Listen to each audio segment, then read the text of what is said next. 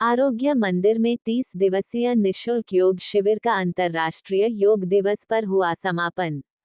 गोरखपुर आज अंतर्राष्ट्रीय योग दिवस के अवसर पर मेडिकल रूम आरोग्य मंदिर पर 30 दिवसीय निःशुल्क योग शिविर का हुआ समापन, जिसमें शहर के गणमान्य लोग पूर्व में सत्या पांडे, भजन गायक नंदू मिश्रा, महापौर डॉक्टर मंगलेश पांडे समेत कई लोग हुए शामिल।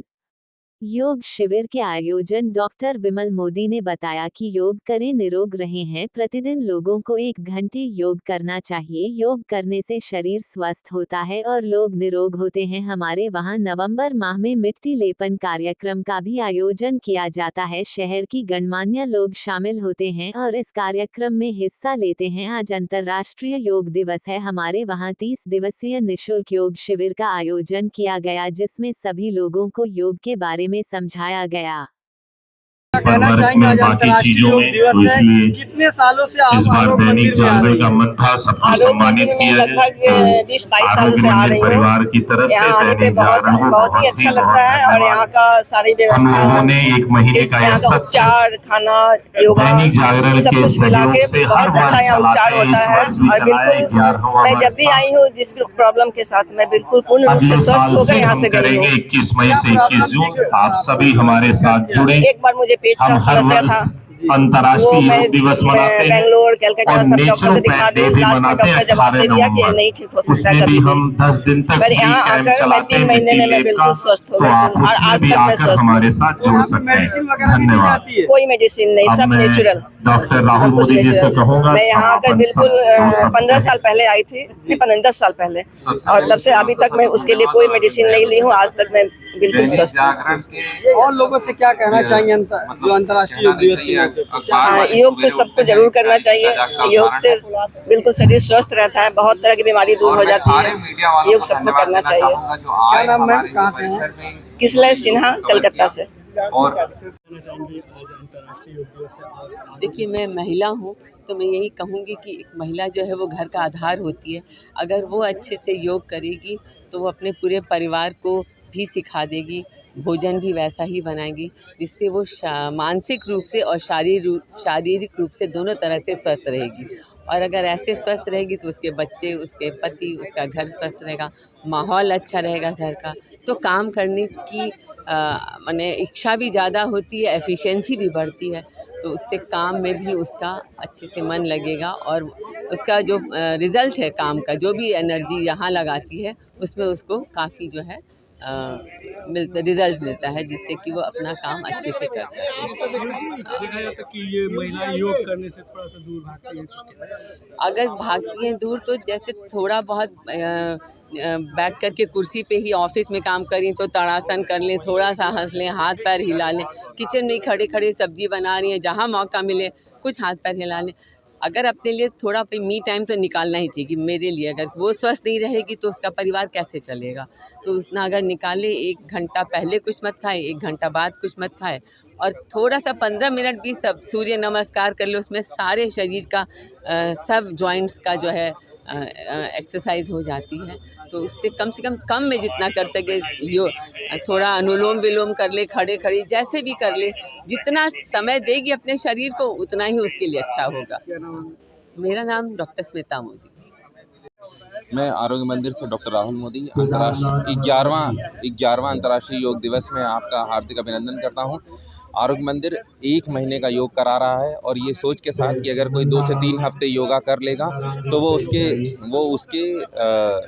मतलब उससे उसको ज़्यादा लाभ मिलेगा और वो उसकी आदत पड़ जाएगी वो योग करने की।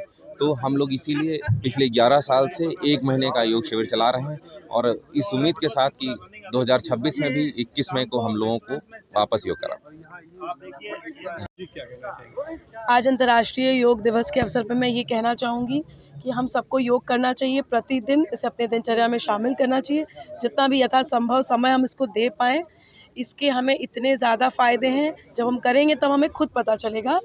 शारीरिक से लेकर मानसिक स्वास्थ्य की वृद्धि करता है। तो योग करें, निरोग रहें, खुद भी करें, दूसरों को भी प्रेरित करें और इसका बड़े छोटे सभी लाभ उठाएं। डॉक्टर ऋचा मोदी, आरोग्य मंदिर। सर आज अंतर्राष्ट्रीय योग दिवस है और आरोग्य मंदिर में बड़ी संख्या में लोगों ने योग किया। कितने फायदे योग के? नहीं, योग के बहुत फ़ायदे हैं और उसी फ़ायदे की वजह से मैंने 21 मई से 21 जून तक मुफ्त योगा शिविर चलाया कि लोगों को इसका फ़ायदा दिया जाए। ये मानसिक रूप से फ़ायदा करता है, शारीरिक रूप से फ़ायदा करता है। आप निरोगी रहेंगे, आपके अंदर जो रोग है धीरे धीरे निकल जाएगा, आप स्वस्थ होंगे, आपकी प्रेरणा से समाज स्वस्थ होगा, समाज से देश स्वस्थ होगा और तभी विकास का कार्य होगा। स्वास्थ्य मूल मंत्र है विकास का और वो विकास योग से आ सकता है।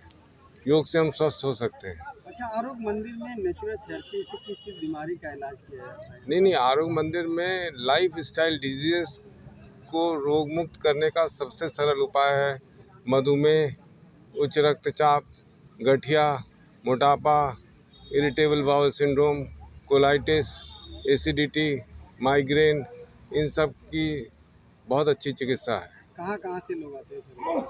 पूरे भारत से लोग आते हैं, आसपास के देश से भी लोग आते हैं, जैसे नेपाल है, बर्मा है। क्या अपील करना चाहेंगे आज अंतर्राष्ट्रीय? हम अंतर्राष्ट्रीय योग के दिवस में लोगों को अपील करना चाहेंगे कि रोज़ 1 घंटा अपने शरीर को दें और स्वस्थ रहें। योग रोज़ करें, प्रकृति के संपर्क में रहें।